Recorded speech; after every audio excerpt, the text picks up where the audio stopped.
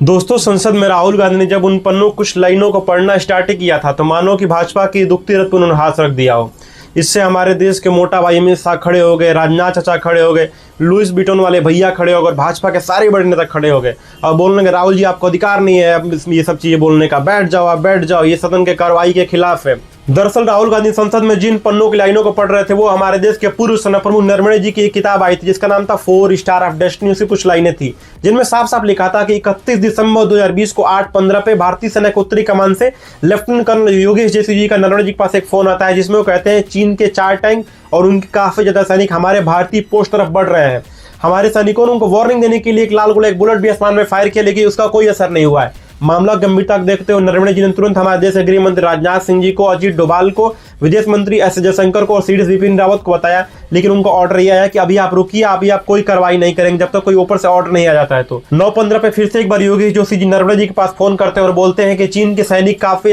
नजदीक आ चुके हैं, लगभग 100 मीटर से भी कम दूरी पर है, बस एक ही ऑप्शन है मीडियम जो गन होती है, मीडियम आर्टिलरी गन होती है, उनसे उनको रोका जा सकता है। फिर 9:25 पे नरवणे जी एक बार फिर से राजनाथ सिंह जी के पास फोन करते हैं और पूछते सर ऑर्डर क्या है, वो काफी नजदीक आ चुके हैं। वो बोलते हैं कि अभी कोई ऑर्डर नहीं है, आप रुकिए। 10:30 बजे फिर फाइनली राजनाथ सिंह जी फोन करते हैं और बोलते हैं मेरी मोदी जी से बात हुई है, मोदी जी ने बोला है कि मैं इस पे कोई ऑर्डर नहीं दूंगा, ये सारी जिम्मेदारी सारी सेना की होगी। उस पर फिर नरवणे जी बोलते हैं कि मेरी स्थिति काफ़ी नाजुक हो चुकी थी, मुझे लग रहा था कि मेरे हाथ में एक जलता हुआ आलू का टुकड़ा मतलब दे दिया गया हो। कंक्लूजन ये निकल के आता है कि पूर्व सेना प्रमुख की किताबों से बस यही लगता है कि मोदी जी और उनके नेता मन से काफ़ी ज़्यादा बयान देते हैं कि पाकिस्तान को ये कर देंगे वो कर देंगे, पाकिस्तान को मिटा देंगे, मतलब कि जो कमज़ोर देश है जो आपके सामने खड़ा भी नहीं हो सकता उसको आप लोग बर्बाद कर देंगे। लेकिन जब चाइना की बात होती है तो ये लोग बिल्कुल चुप्पी साध लेते हैं, नहीं भैया हम लोग इसके खिलाफ कोई ऑर्डर पास नहीं करेंगे, सारा जिम्मेदारी सब सेना के ऊपर होगा। मतलब मुझे बस एक ही बात याद आती है कि हाथी दांत खाने कुछ और दिखाने कुछ और, यही इन लोगों का हाल है।